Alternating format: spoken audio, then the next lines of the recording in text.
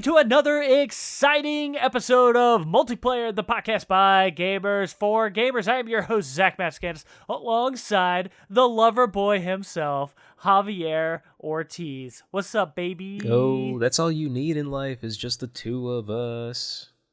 That's right. Those other two guys are a bunch of jabronis. That's why they aren't here today. You know, we're like, last episode of the year, we want to end strong. Let's just have, the number one and number two guys. You're the number two guy. Or we can both be co-number ones. Oh, I guess we could be that. And then those other guys can sit on the bench. They can get the towels ready for us. Yeah, the water boys. I don't know I don't know what bench people do. Do they just sit there all day? They play like Game Boy? They warm the towels and they get our water ready and our Gatorade. Well, there you go. So that's what those two clowns are doing, I guess. Yeah. And remember, Multiplayer is all over the place, in your ears and in your face. You can find us at youtube.com/multiplayered, where you can see our ugly mugs doing ugly things, I guess. You can also find us on podcast services of your choice. Just pick one, choose, whatever podcast nonsense is out there. Just type in Multiplayered with your fingers or other typing apparatuses, and I'm sure you will find our voices. Yeah. And of course, those episodes come out every Wednesday.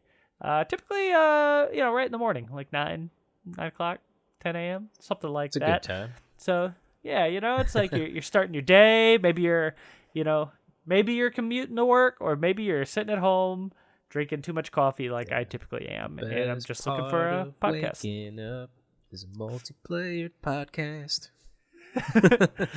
The best part is that rhymes. Yeah. So that's great. Well, anyways, as you can see, this is a two-man show, and it's also the very last episode of the year, which is kind of crazy. And before I keep going, let me set my timer. Sometimes I forget to do that. It's a good idea. But it lets me know how long this ridiculous show's going. Okay, it's going now. It's probably been 5 minutes. But anyways, so so what I figured we could do with this episode, since it's just two of us, kind of the last episode of the year, we can kind of phone it in a little bit, really just lean into this being a bad show. So what are you doing? I'm just hanging I out. kind of want this to be a little more of like a casual conversation. I have some topics to sort of talk about today. I want to talk about Miyamoto a little bit. I was talking about him last week, and a great New Yorker article just popped like the other day. So I kind of want to talk about that. I want to talk about fast food a little bit, a little fast food action. Taco Bell. Hey, come on. So, best part of waking up is diarrhea in your butt. Hey, man. It's pretty good sometimes when you're desperate. If you're like on a stranded, deserted island and, have nothing to eat. Exactly. Maybe some Taco Bell. Yeah. But anyways, I want to kind of talk about fast food a little bit, and just, it's the end of the year. So I have some like New Year's questions and games for us. So if you're ready, I'm ready. Let's go. Great. Okay. So, like I said, last week, I was talking about Miyamoto, and I was talking about how, that man's always fascinated me, because obviously he is like, sort of the father of gaming in a lot of ways. Obviously didn't invent video games, but he sure as hell has put a major impact on it. Sure. I mean, like the Walt Disney of animation kind of thing. Yeah, exactly. I mean, I would say Mario's kind of in the same boat as Mickey Mouse, Yeah. It's like he's such an iconic character that you don't even need to play a Mario game to know who Mario is. And I think that's kind of like, at least in my eyes, that's what makes, someone or something really famous. Yeah, for sure. There's a lot of people, I'm just terrible with like actors and names in general, so it's one of those things where, my girlfriend will be like, "Oh yeah, Mario's as famous as so and so." I'm like, well, I don't even know who that person is, so clearly they're not famous enough. If I don't know who they are, then they're not famous enough. They got to be famous enough that, like, me never even seeing that, a movie with that person, like, Right. that's how famous that person is. Yeah. It's just one of those things where it's like I've probably only seen like one Vin Diesel movie, but I know Vin Diesel. Sure. Or like Kanye West, I hate that man, but I know who he is. So yeah, Mario is kind of like there are some logos and brands that kind of reach global status. Like the Coca-Cola symbol, Pepsi, and anywhere around the world you see Mario, Mario. It's like you can go to Zimbabwe and they'll probably recognize the Batman symbol. It's like it's just iconic status like that reaches like global and a global audience. Yeah, Batman, Superman, those are great examples too of just like characters. Like you never need to see a Superman movie or read a comic book. You just know who Superman is. Right. But anyway, so so Miyamoto is kind of this sort of the father of gaming in a lot of ways, and sort of the Walt Disney of the gaming world, and one of the things that's interesting about him is he's also like a very private man. We don't ever hear too many stories about his private life, and every once in a while he'll kind of say a few things like sometimes he'll talk about like how he got inspiration for certain games. Like Pikmin is a great example where he basically came up with the idea of Pikmin because he loves gardening, and he was out in his garden one day and started to think about like little creatures like running around his garden, and then bam, Pikmin. That was where that idea came from. Yeah. And Legend of Zelda kind of came from if I remember the story correctly, it's not in front of me, but it sort of came from his life as a kid, like kind of exploring the woods and stuff like that. Yeah. And that's kind of partly where that idea and inspiration came from. So he's an interesting man, the way he kind of looks at the world, as a game designer and game developer. And I thought this New Yorker article was so interesting because we just never get like stories about Miyamoto, like from his own mouth, personal stories. And so he really opened up in this particular interview, and I just thought it was so interesting. So I wanted to kind of like talk about a few things in here. And by the way, dear listeners and viewers, if you want to check out this article, I highly recommend it.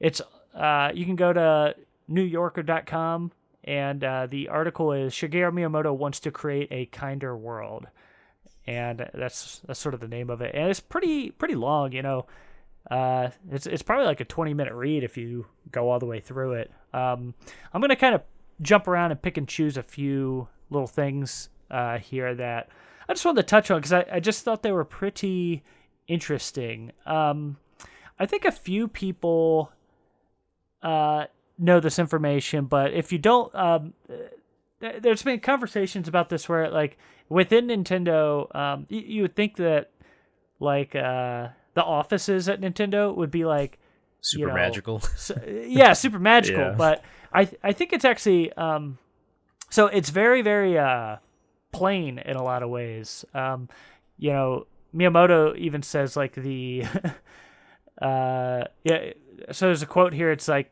once you get inside the building, it is a little like you've described, but on the outside, it's very simple and clean, just a simple square building. Some people have even likened the reception area to a hospital waiting room. Yeah. And then he kind of goes on here. The staff can bring in any toys or action figures they like, but we have a system whereby designers switch desks according to whatever project they're working on. Because there are no fixed placements, people don't have that many personal belongings around them. I think if a child were to visit and look at the space, it might seem a bit boring. The unique creative work takes place within each person. It doesn't require a unique looking environment. And I thought that was kind of funny the way he sort of describes that. The humility of the Nintendo offices is very kind of surprising. These when you think of like big famous like corporations, and especially creative ones, like I would imagine like if you walked into the offices of like Pixar, that there's just like crazy like animation everywhere, and it's like this world of like wonder where you get lost in your imagination and all those like Toy Story and like Finding Nemo and all that stuff. And this just seems like just a regular office building. Yeah, it's funny. I've actually been in the Pixar building, and it's pretty great. It's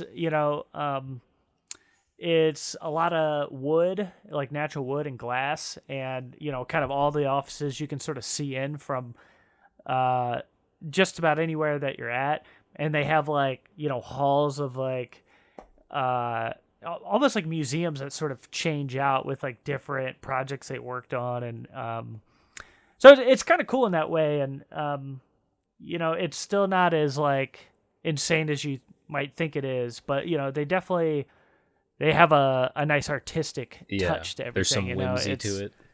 Yeah, versus what Nintendo seems to be like, and I think this might be like a cultural thing as well, where I've heard that a lot of like Japanese studios that make video games and other things, it's all like very sterile environments. It's all like very plain desks and stuff like that.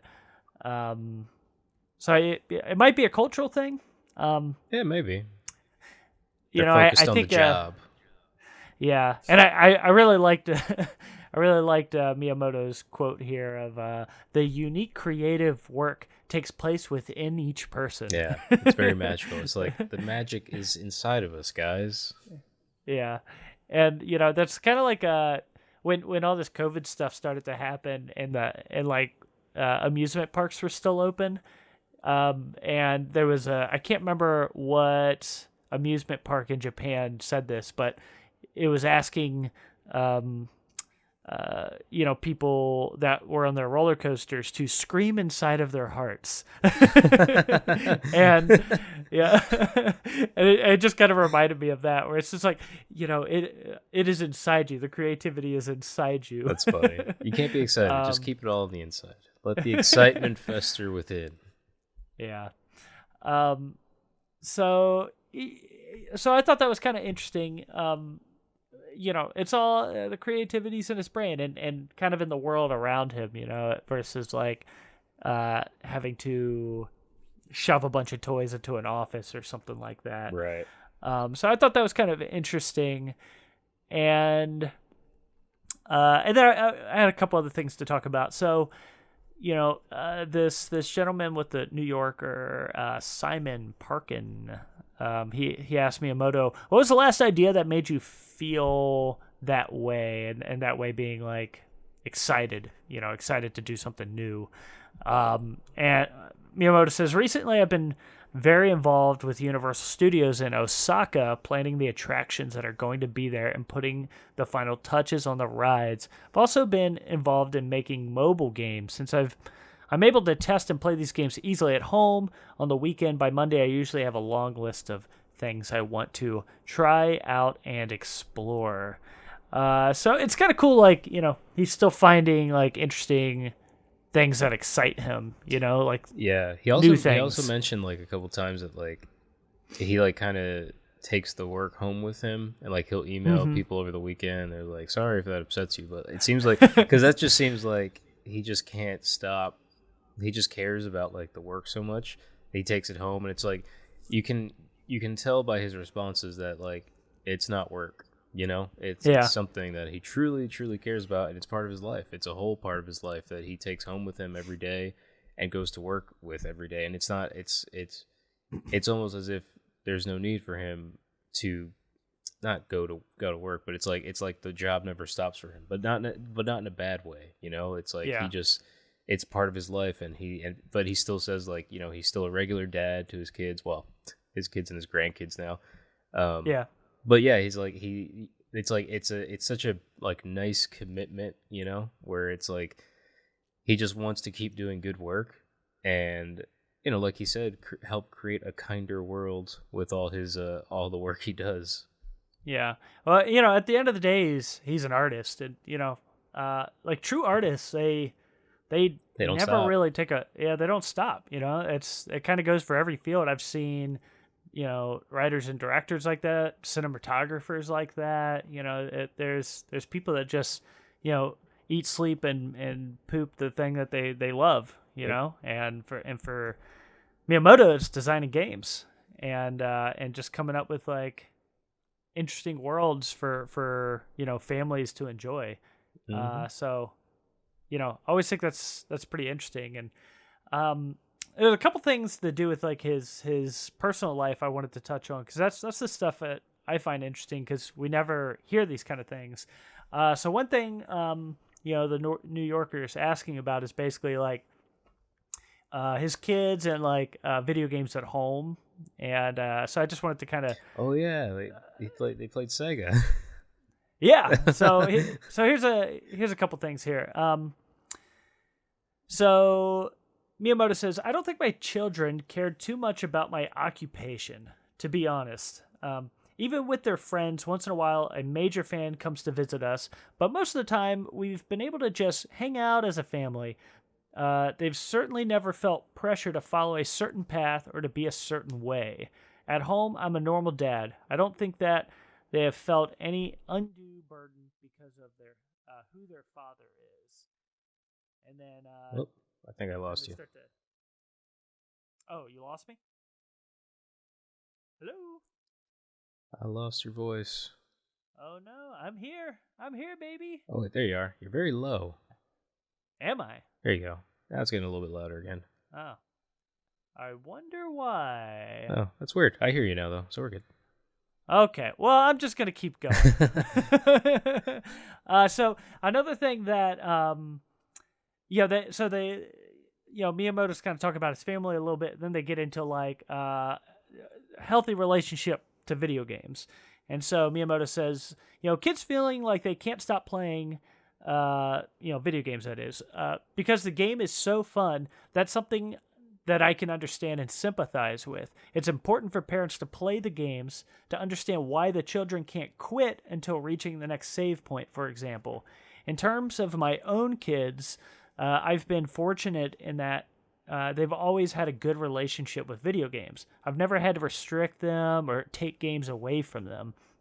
It's important to note that in our household, all the video game hardware belongs to me, and the children understood that they were borrowing these things. If they couldn't follow the rules, then there was an understanding that I could just take the machine away from them. When it was good weather outside, I would always encourage them to play outside.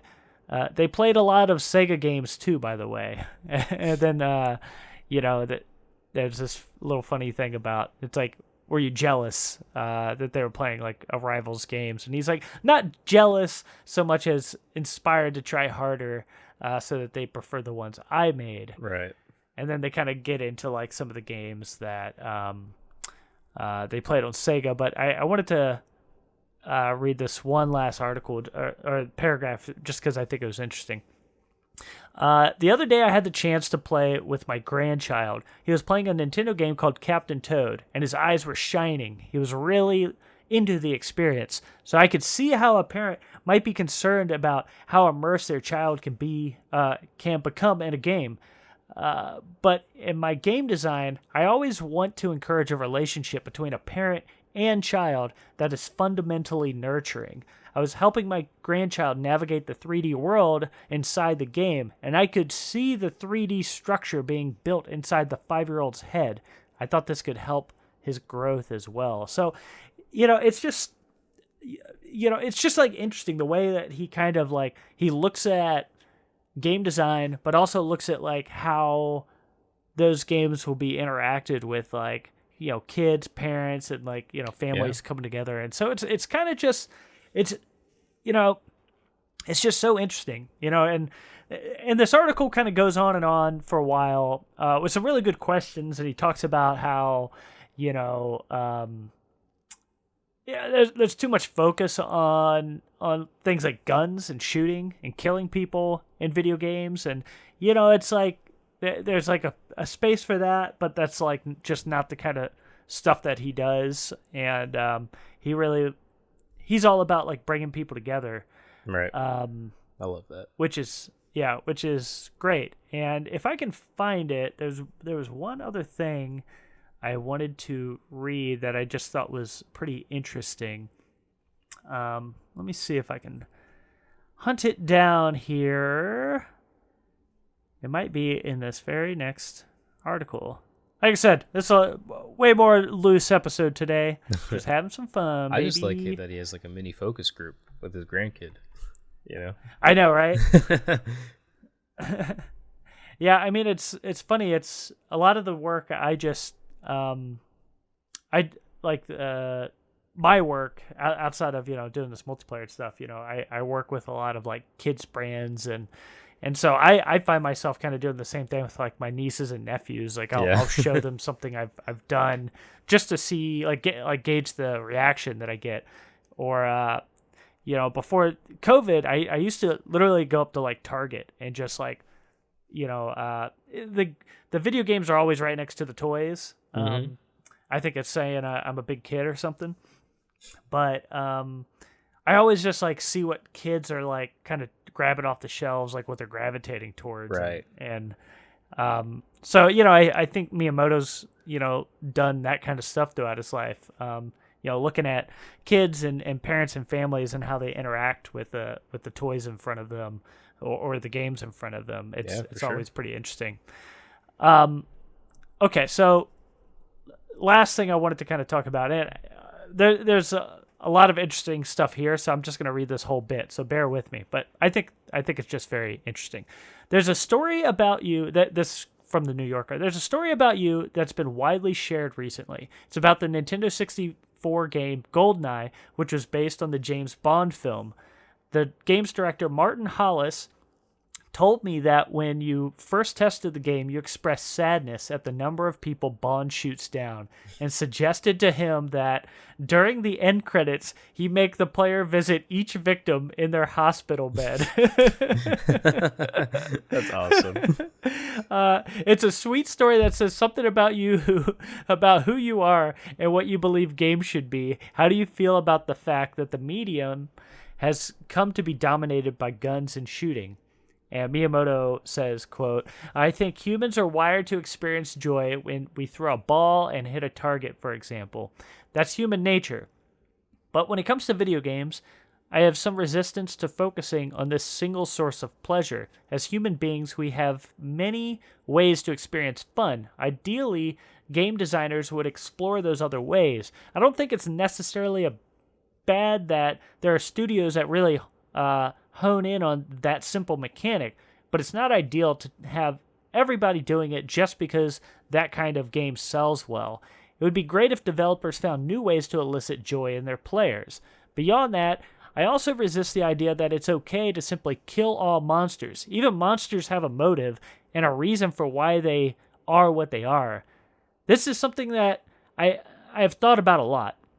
Say you have a scene in which a battleship sinks.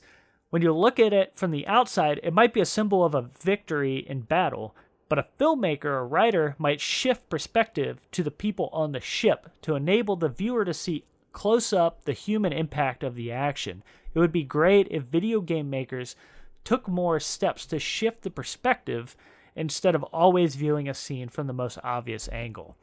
And so, once again, I love the way he just kind of thinks about game design, and I think he's right. I'm a guy that loves shooting in games. I love violent video games, but I also love worlds that are created that don't involve violence whatsoever. Or like mild violence, like a Mario game. Right. Crushing poor Goombas to death. And I think he's totally right. Where game developers, like huge studios, know that violence sells. Shooting games sell. Call of Duty sell. Grand Theft Auto sell. So it's like everybody's making those games versus like really branching out and trying to find new ways of like bringing a world to life. You know, I think Splatoon's like a pretty great example of this, where it's like technically they're shooting in that game, but they kind of turn it on its head. You know, it's like, and I think that game is amazing. It's if they could just get the goddamn voice chat thing figured out. Well, just friends. The whole online infrastructure. That's a totally different conversation. But I think that game is fascinating and really takes the genre of like a multiplayer shooter and kind of turns it and looks at it from a different perspective. Like, okay, what can we do with this genre? And then they just, they come up with the Squid Kids and Paintball. This idea of like paintball, but you can also like move around through the paint and, basically paint people to death. And it's great. I think it's so fascinating. And same thing with like, I think games like, even Smash Brothers kind of do the same thing, where it's like you take a kind of a violent genre, the fighting genre, and sort of like turn it a little bit. And now it's about like getting somebody off the stage and,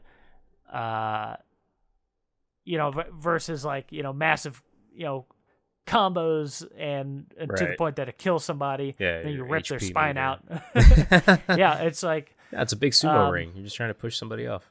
Yeah, pretty much. And so so I wish more people would kind of take chances with doing things other than like shooting in video games. But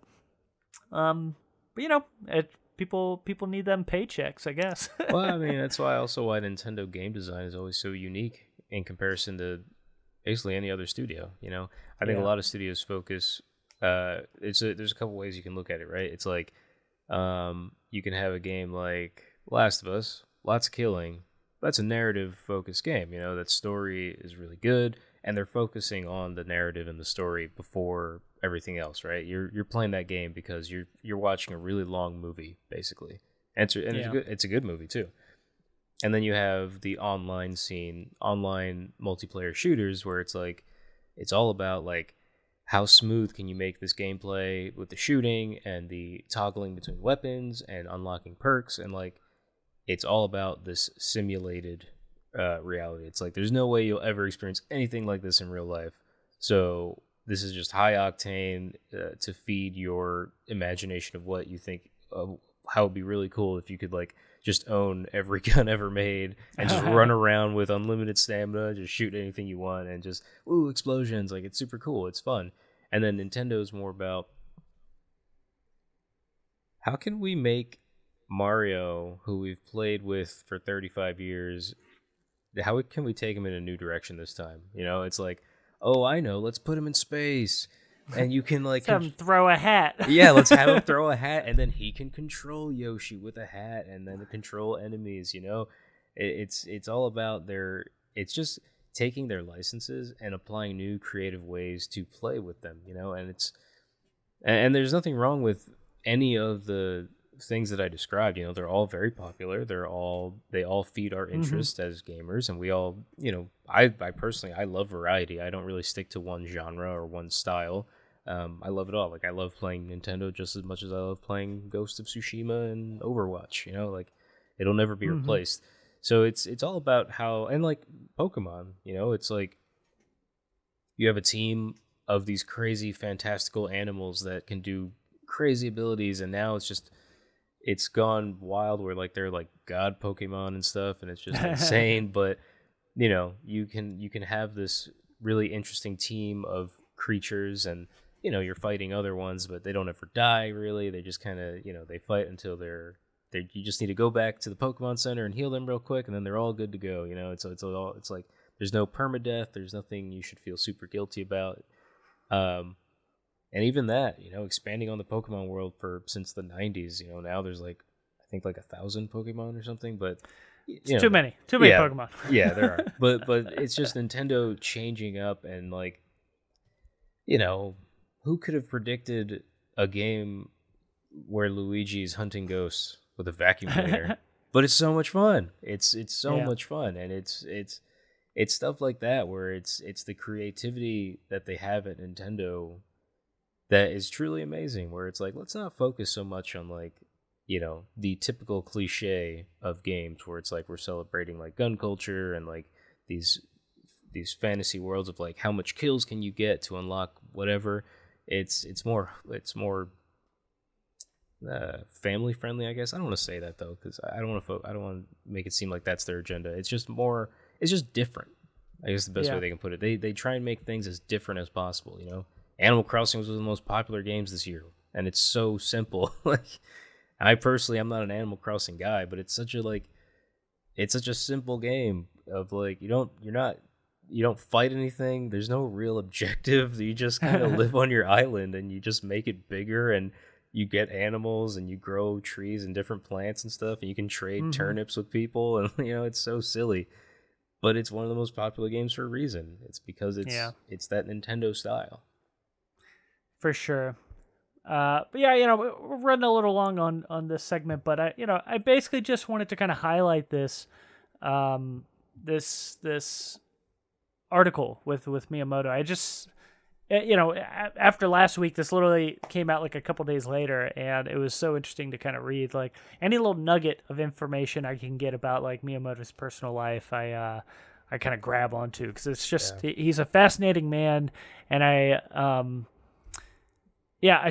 love the way he kind of looks at the world. He's such an interesting artist, and he's getting up there in age now. I think he's 72, and he's not going to be around much longer, at least in a form where he's going to retire eventually, and it's going to be a real sad day. But I mean, he still looks and seems very young for his age. You know what I mean? Like he's very active. Just that, like, before all this happened, like, he would go to E3, and they're working on a theme park now, and he's still helping with games. So it's like, I mean, when it comes to doing the work you love, it kind of keeps you young, like it gives you purpose and a drive, and he clearly hasn't lost it.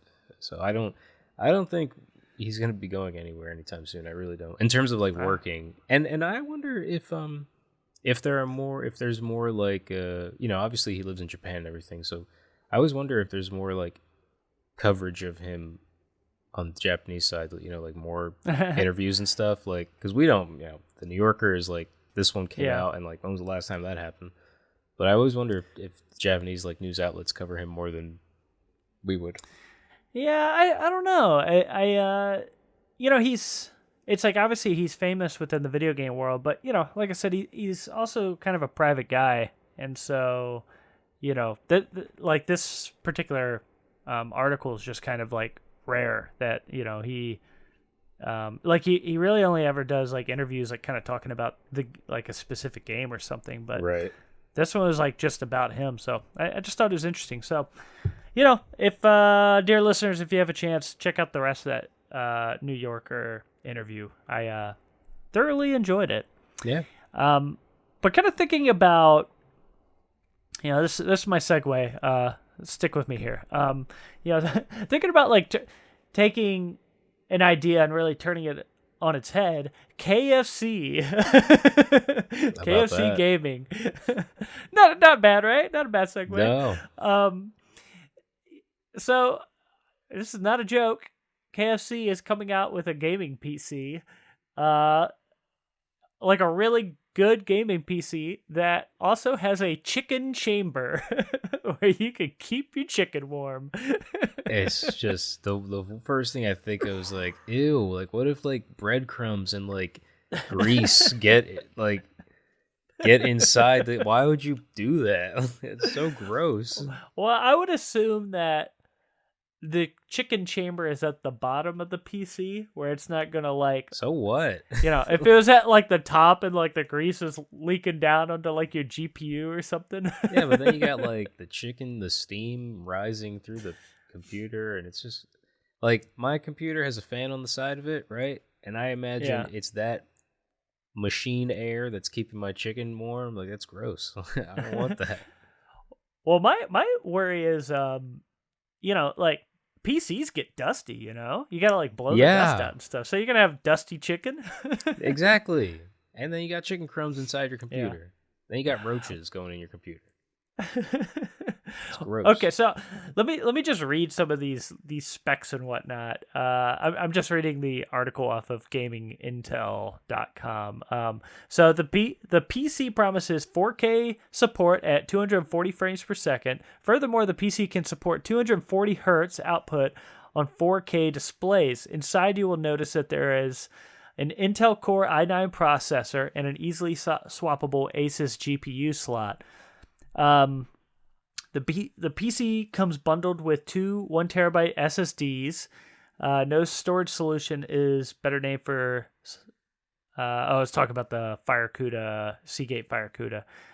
And then Coolmaster, who's building the PC, also mentions that KFC's gaming PC will feature ray tracing. Therefore, it's likely that there will be one of the latest 300 series NVIDIA cards to go along with it. Most important of all, however, is the ominously titled Chicken Chamber.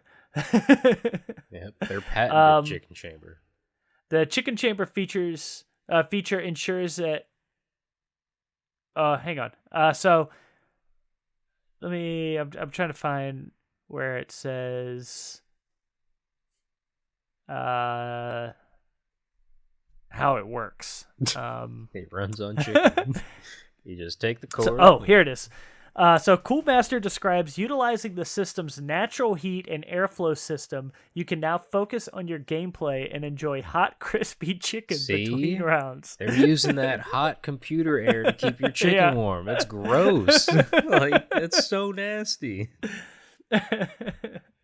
That's so ridiculous. Ugh, God, it's so. And it looks like an air fryer. The computer itself, like a big black air fryer. Yeah. That's exactly what it looks like. It's weird. Yeah, and just to describe this thing, like, if you remember, like the Apple Mac, the trash can, like the Mac Pro trash can. Yeah. This looks like a black version of that, and it's bigger. Yeah, it's like a little bigger. It's like fully black with like some kind of red. Very Darth Vader tones. Oh yeah. That's kind of a good way to put it. It's like it's got kind of some Darth Vader colors going on, like one big power button, and then just this giant KFC crisper drawer right in the middle. And it's also like, man, there's so much better chicken options put in there too. Yeah, it's so. Yeah, I would just put some Popeyes in there. I'm sure you would too. Yeah, Popeyes way better. A couple biscuits. Yeah. So yeah, I just thought this was so ridiculous. Like, so KFC in 2018 announced KFC Gaming, which is like their gaming division, which is like, why would you have that? But and this is kind of the nonsense they're doing. Like, so they made a dating sim, a couple years ago, which I don't know if you remember that one. This is the Colonel Sanders one, right? Yeah, it's called I Love You, Colonel Sanders, a finger-licking good dating simulator. That's so weird. Yeah, and you can try and date a really sexy, like, anime-looking Colonel Sanders. Colonel Sanders, hell yeah. And now they're coming out with this KFC gaming PC to play it on, I guess. It's so weird, just like personally, I would have always thought that Taco Bell would have a gaming division because they always have like giveaways for PS5s and PS4s and Xboxes. Like they always have giveaways whenever there's a new console. Like I remember when the PS4 was coming out, like I would get the Taco Bell $5 box like every other day to try and get a PS4. How'd that work out? I did not win, but I got a lot of $5 boxes and they were delicious. And you got a free case of diabetes. Just a little bit. Yeah, so they haven't released a price or anything for this thing, but what would you like? What would you pay for this PC? I wouldn't pay for that thing. I don't want it. Like the chicken thing alone just weirds me out. It skews me out. But I would imagine this will be like a couple $1,000s. Yeah. If they're doing, one, you're paying for the patented chicken chamber, and then if they're really gonna give you one of those fancy NVIDIA cards, those things are gonna get pretty pricey. Yeah. Plus two terabyte cards, right? That's what it was. Yeah. Yeah. So that's 1 terabytes. Right, 1 terabyte cards. Yeah, those are pretty expensive. So I would imagine this is gonna get close to maybe like $2,000. Yeah, but that was my guess. Yeah, but still, I don't want this. Like, it's such a weird thing. Like, why? It's like, I really wanted to be in like the board meeting of who brought this up. It was like, guys, here's my idea. Let's make a computer, but not just a computer. We know that chicken is our game, right? So we're going to make a computer that holds chicken. And they're like, get that man a promotion. Like, here's a blank check. You spend whatever you need to make this happen. You write the number, and we will cash it, and you will have your funding. It's just like, it's so dumb. Like, why? It's like, so ridiculous. Why? Why? Yeah, I think this is like, it's, obviously it's more of a gimmick than anything. They're just like, but that's legit hardware they're talking about. Yeah, like they're probably gonna make like 1,000 of these things and charge like $3,000. But I think it's just like I don't know what they're trying to do with this. It's so weird. I don't know what the plan is other than to just like turn heads and have gamers be like, some KFC sounds good. I'm gonna go get some some drumsticks or whatever. I think that's like all they're doing with this. I don't know. I'm assuming they just have money to spend, I guess. If they're gonna, one, they create an entire division on gaming, and then two, they're gonna actually make hardware. Yeah, this might as well be a console, like a fast food video game console. Yeah. Well, they call it the KF console. There you go. So, see.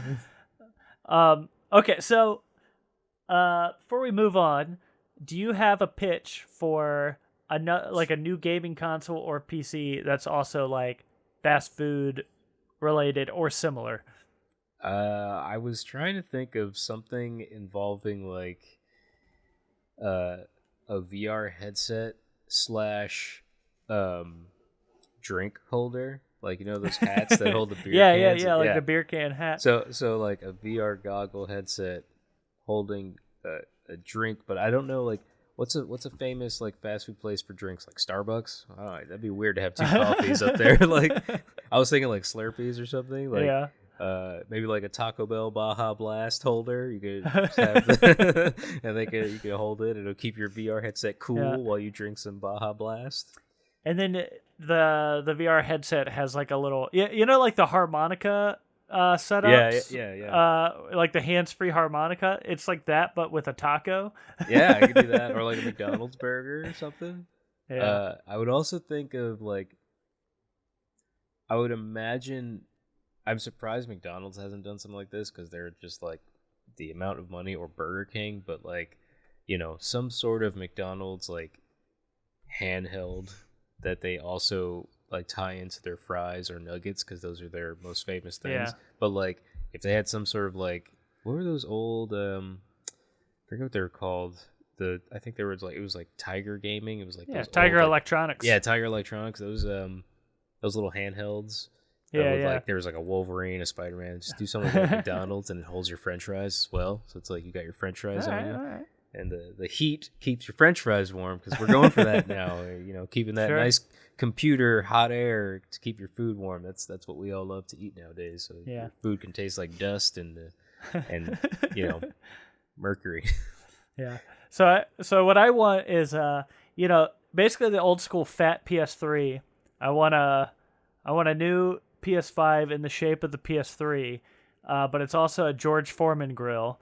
Nice. You could just lift the top, and you could like, cook burger patties while with like, like Uncharted 5, just getting your console real hot. So it's like, well, you just use that heat to cook yourself some burger patties. Yeah, give me the since the Xbox One X is just a giant box. Yeah, give me the Xbox One X. We can go 2 directions with this. The Xbox One X Starbucks coffee maker, where the back of it is just a coffee machine, and you could have coffee, or the Xbox One X toaster. So you just you put it on its side, and then there's toaster slots right there. You can toast the bread, and then you can flip it back over, and you could pour out the crumbs and everything, and then it toasts like big X's right into the toast. Yeah, it toasts a big X on your bread. It's like, now you're eating with power, or whatever their slogan is.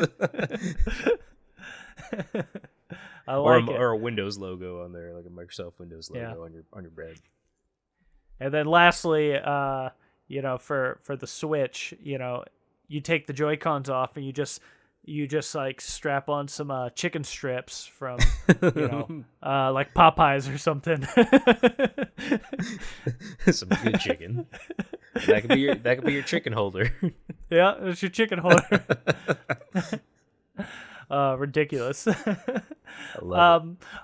And speaking of fast food, I thought it'd be fun to kind of talk about fast food in video games. Obviously, there's been a long history of fast food in video games, and it's interesting. I'm just going to name a few things here, but obviously there's ever since the Atari and the NES days, fast food's been trying to figure out, like, how do we get in front of kids? How do we get kids to be like, I need a Big Mac in my life immediately. Yep. And so there and that's kind of like every company, like soft drink companies with and like the 7-Up spot game and stuff like that. Yeah, sure.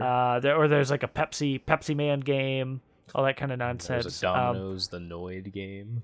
Yep. So so the Yo-Noid game I kind of put in here because I kind of consider that fast food pizza. Well, it absolutely obviously, is fast food pizza.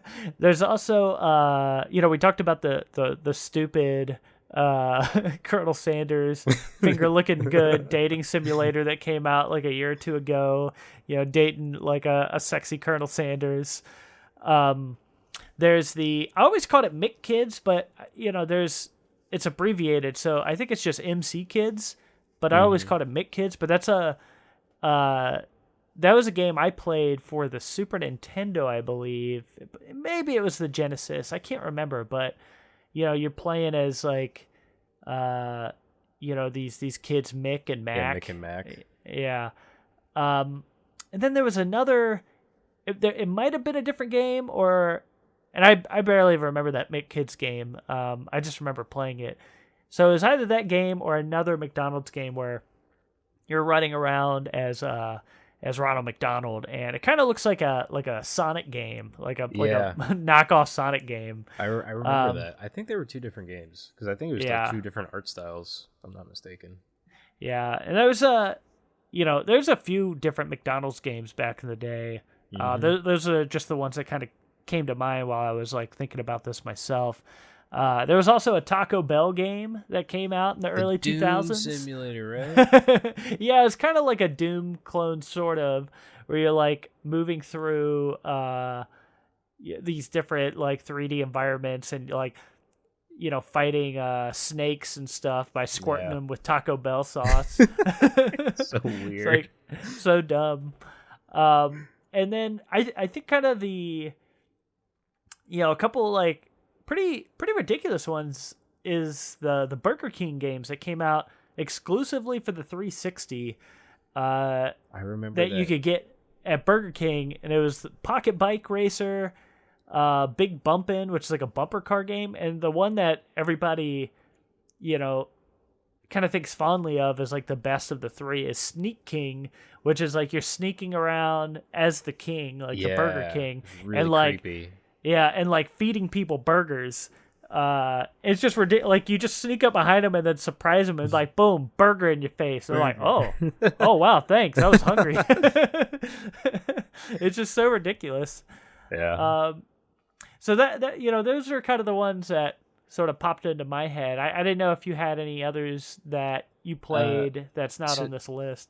I mean, my fondest like memories of like fast food stuff related to games are more promotional. Like, I remember Burger King sold the Pokeballs with the golden. Yeah, dude, those are great. Yeah, I loved those. I mean, Yeah. I wish I still had mine. Like, my parents threw it out when I was younger. Yeah. They were just tossing out a lot of old stuff. But I had a gold Mewtwo card. I loved it. I loved that thing. It was so cool. Yeah, I don't know what happened to mine either. Those, man, they got lost somewhere. Because I used to, like, I had, like, all of them, and I thought they were, like, amazing. I was like, oh, my God, 14-karat gold-plated Pokemon cards with the Pokeball. Like, my parents probably threw those yours blew out my too. mind. Probably. I don't know who this kid is, but he doesn't need this crap. Yeah, I loved those things. I thought they were so cool. And seeing the N64s at McDonald's, like, always, like, amazed me. I was like, oh, my God. I want one. Like, if only I could have one. But I never, like, outside that, like, I never actually played, not that I could think of, any fast food games. Yeah, I don't think I ever played any. I just saw them, like, I don't know if it was like through magazines or something, like, growing up. I remember seeing them. I was like, this is weird. Like, and I remember when I was a kid, I didn't even know what the Noid was. But I just saw, like, Domino's Pizza, and, like, I saw this creepy little pink guy, and I was like, what's a Noid? I'd never seen one of the commercials, but I knew it existed because of that. But yeah, I never played the stuff that I know about video games and fast food is more promotional rather than an actual physical game. But those promotions were always really cool. Burger King and McDonald's, man, they could promote for kids. I guess it's their job, but man, they're really good at it. Yeah. Speaking of which, that Yo Noid game is like is made by Capcom and is basically like a Mega Man-esque clone. It's like it looks like a Mega Man game. It's ridiculous. That's insane. And I think so, you know, like I said, I played a couple of these games I listed. But you know, my fondest memory is it's the specifically the GameCubes that you would find at McDonald's. I thought those were always, you know, pretty interesting when you would like go and you would see these GameCubes like sitting in the play area, and you know you could play like Wave Race or something. And I would say I have a GameCube at home, but it was always cool to just kind of see kids like something about playing at McDonald's. Yeah, something about like kids picking their noses and then playing, you know, and touching controllers really just, you know, excited me. I don't know what it was. Good old days. There was another thing that McDonald's did. They had so when the DS came out, I don't know if you remember this. You might have been like slightly too young to care, but like when the DS came out, you know, online hadn't really like been a thing yet until the original Mario Kart DS game came out, and you could get online and play other players, but you had to go to a McDonald's. So it's like I remember you would go to McDonald's and log onto the Wi-Fi, and then you could play Mario Kart DS. Yep. And I was like, why is this just at McDonald's? That's where they get all the kids, man. Yeah, it was just. It was kind of crazy. You just go to McDonald's and and play Mario Kart. What year was DS? Was that 2006? DS came out in 04? 04? Was that early? Something. Let me double check myself. Yeah, November 21st, 2004. Okay, yeah. Then I couldn't get one. My parents didn't want me to have one because I had a Game Boy Advance SP. And they were like, no, you're not getting a DS. You already have a Game Boy. And I was like, yeah, but it's new. So I couldn't get the DS. But I remember going to McDonald's, and I would see kids on their DSs. And I remember seeing, like, I don't know if they had, like, Mario Kart posters, but I remember seeing something about Mario Kart at McDonald's. But just not being able to take part of it. Yeah. Yeah. And, you know, I typed in Nintendo DS McDonald's just to clarify my answer, and apparently there is a specific McDonald's DS that came out in Japan, and also there's a McDonald's like piece of software that teaches you how to make burgers there, and apparently it's extremely rare. And this is the first time hearing of it. That's why I love video games. Like, you can always find something new. I want one. That's kind of crazy. And actually, speaking of which, stupid KFC, they also have they have a VR game that they use to teach their new employees how to make chicken, and it's like an escape room, like a really, really creepy escape room, and you can't play it outside of, like, it's not for sale. You can only play it if you're trying to get a job at KFC. I kind of want to go get interviewed at KFC right now. I know, right? If I can experience it. Yeah, so you gotta get all the herbs and spices together and make the chicken. Yeah, and it's called The Hard Way, a KFC virtual training escape room. And apparently there are you can watch it on YouTube, but it just looks super creepy. It's like, why would they do this? They love gaming, man. They're gonna slowly transition from a fast food empire to a gaming empire. But like every game that they come out with, it's gonna be all greasy. Yeah, and just not good. Unless it's the pot pie. The pot pie's pretty good. The pot pies are great. Yeah. If like in the middle of the pot pie was like a gaming disc or something, and you just like pull that out, wipe it off on your shirt, pop it right into your PS5. They also have really good donuts, I discovered. Their donuts are actually very tasty. Yeah, I went into a KFC one day, and they had a chicken sandwich with a big old piece of chicken, fried chicken, and then 2 donuts for the sandwich bread. And I looked at the lady behind the counter, and I was like, are you out of your goddamn mind? It's the American way. What are they thinking? How you gonna put a piece of fried chicken between 2 donuts? That should be against the law. This is America, all right? We put our chicken in between donuts. We put our burgers in between donuts, and then we deep fried all of it. It's delicious. Ridiculous. That is. And you keep it warm in your KFC computer PC. All of that sounds so gross. Oh man, yeah. So, yeah, it's interesting.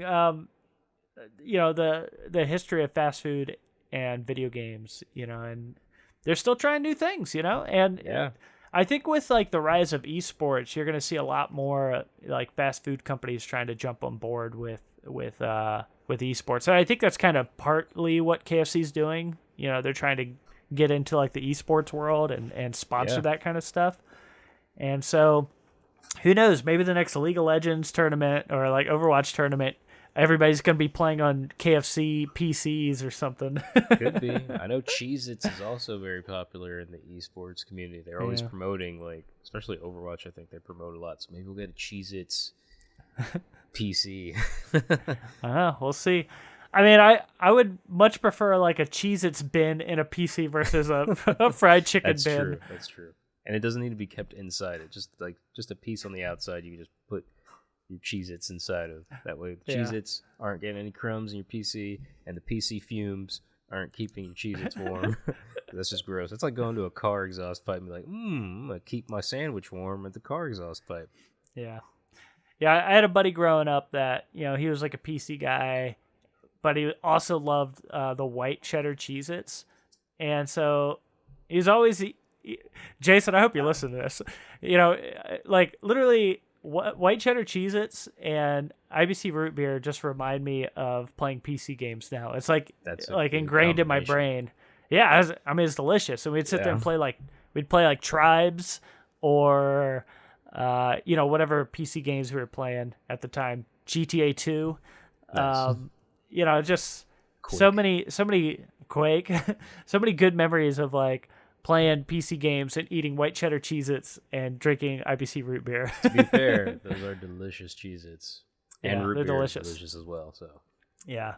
So and maybe that's what fast food companies or like KFC are trying to do. It's like, whenever you play a PC game, you think about chicken. You think about fried chicken.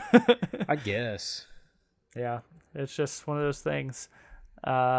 You just associate like flavors with and with different memories. It's sure. But anyways, so we're getting close to the end of the show. I had a fun little game I wanted to play before we left. Obviously I haven't told you what this game is, but it's gonna be real simple and dumb. Yeah, we'll see how it goes. Okay. So obviously we're coming up on New Year's Eve, and I was like, what games or series can you name, video games, that have the word Eve in it? Parasite Eve. Nice. That's a great one. Yeah. Parasite Eve. Resident Evil. Yeah, I had that on my list. Oh, you count that? Yeah, I count that.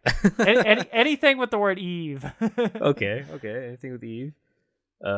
Medieval. Oh, nice. That's a good one. Evil. Wait, no, that's a movie franchise. I was gonna say Evil Dead.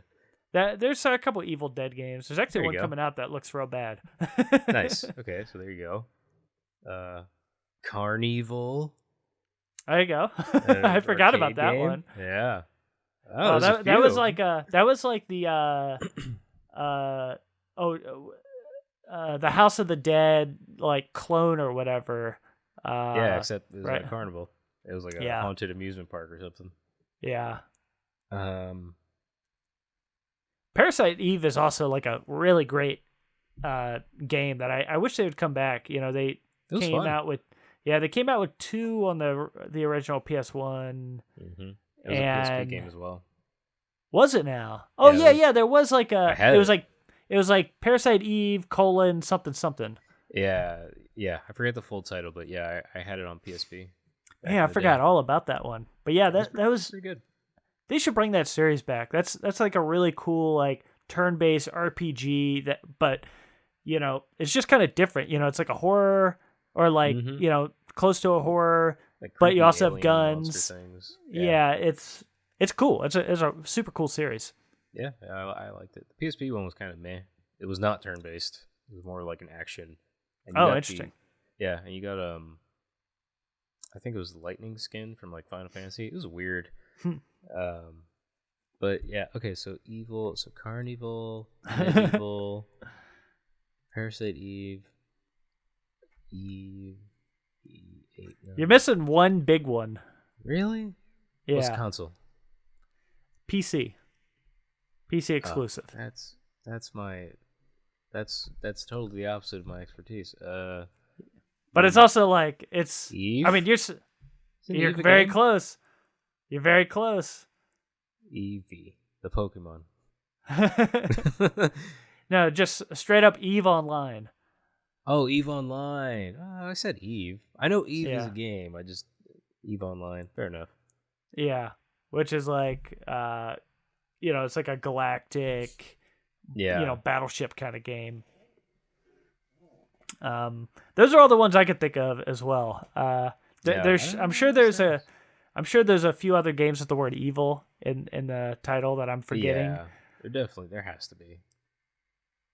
Yeah, but those are those are kind of the big ones I thought of as well. Medieval's a good one. I hadn't thought about that one either. But I don't know. I was trying to think like, what games have the word Eve in it? I'm trying to think of more as we're talking. I'm trying to think of a lot more. I can't think of any. There's probably like a Steven Universe game or something. Yeah, probably. Yeah, probably. Yeah. Nope. Looking at a few games I have right here on my shelf to see if there's anything. Anything with the word believe? Nope, I got nothing over here. Maybe in my drawer I'll have some. I don't know. Yeah, I was struggling too. I was like, what games are there? But I think we got the big ones. Well, anyways, so that's the silly game. Lastly, before we leave, do you have any kind of going into next year? You have any video game goals? Video game related goals? Yeah, actually, there's something I've been wanting to do, which is I'd like to play a lot more Game Boy Advance games. I've got my 3DS with a bunch of them on there. Yeah, and and there's a lot that I haven't played because I remember Game Boy Advance, I played a lot of Pokemon. I played like Sonic Advance, Mario Advance. But like I know there's tons of like shovelware on that system. Like, I'd love to play through some weird ones, and just like kind of revisit that library because it's a good one. There's tons of good games on there. But yeah, I'd love to play that, and I'd also like to at least, if I get a new release in the next year, like new releases that come out, if I can get a PS5.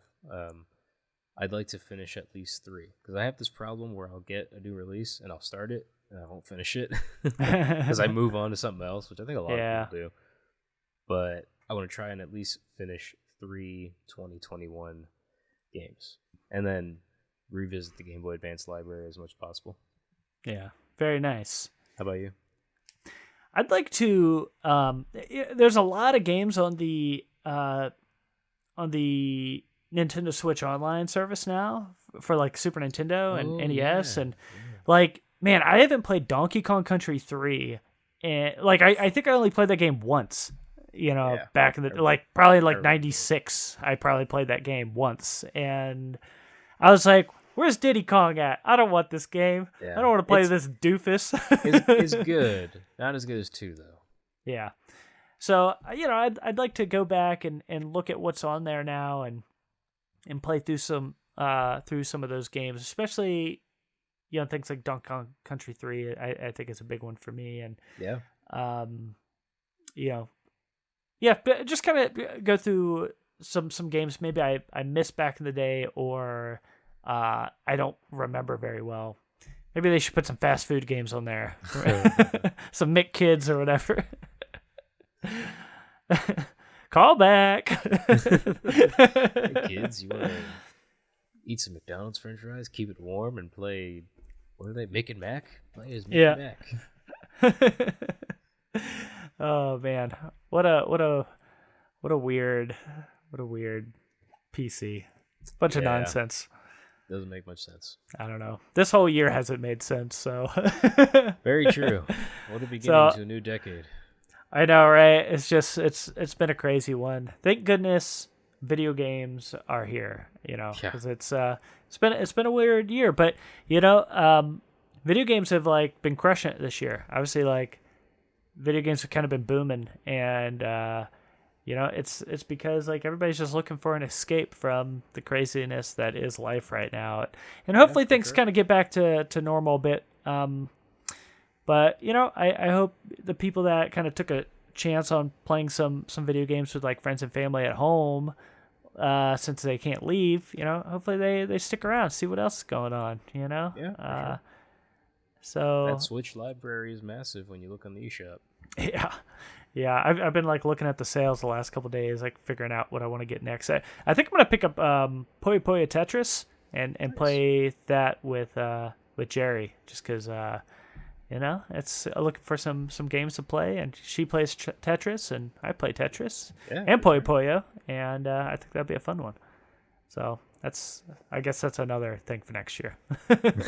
Next year being like a couple days from now. But anyways, that is our show. I think it turned out pretty well. It wasn't a train wreck. No, a lot more chicken talk than I was expecting. There's a lot of chicken talk in there. a lot of Miyamoto talk, a lot of chicken talk. Kind of hungry now. Actually, I'm getting real hungry. I had a pancake this morning. It wasn't enough. Now I want some chicken. So I'm gonna figure that out. It's like raining outside, so I got to figure out how do I get chicken without it getting soggy. Maybe I could put it in some sort of PC crisper situation. Well, they had something to keep it warm, but could also play games. Yeah, story of my life. It's kind of like last thing I swear. It's kind of like, you ever see that somebody made for their like 360 controller, like the hot pocket holder? I saw that. It's a good idea, man. Yeah, I think that might have invented the KFC PC. It's definitely an inspiration. PC. Yeah, for sure. But anyways, that is our show, everybody. Thank you so much for joining us on this lovely, here in LA, rainy, dark, dreary day. Goodness, I like it. Man, the thunder last night was crazy. But But anyways, thank you so much for joining us. Remember, you can check us out every Wednesday. You can also find us on the interwebs. I'm at Zach Matzganis. That's ZACKMATZGANIS on Instagram and Twitter. Hav, where can we find you, my boy? On Instagram at Jumpman_Ortiz ORTIZ. Although I might change that someday to Loverboy. I have not decided, but I kind of want to. Loverboy Hav. It's a good one. It's a good one for sure. I like it. And of course, you can find Multiplayer at Go Multiplayer on Instagram and Twitter. And we have a little Facebook group, but it's mostly like, where we just dump our Instagram stuff as well. Facebook's for old people. Yeah. But people do look at our Facebook group. Surprising. Anyways. Oh, here he is, my grandson, Loverboy Hav. I love you. You're the one that threw out my Pokeball when I was young. My Burger King Pokeball. What a jerk. Screw you, old lady. Anyways, thank you so much for joining us, everyone, and we will see you in the new year. And remember, we love you. No, we love you. And Happy New Year. Happy New Year. Happy New Year, Loverboy Hav. Go away, Grandma. Peace.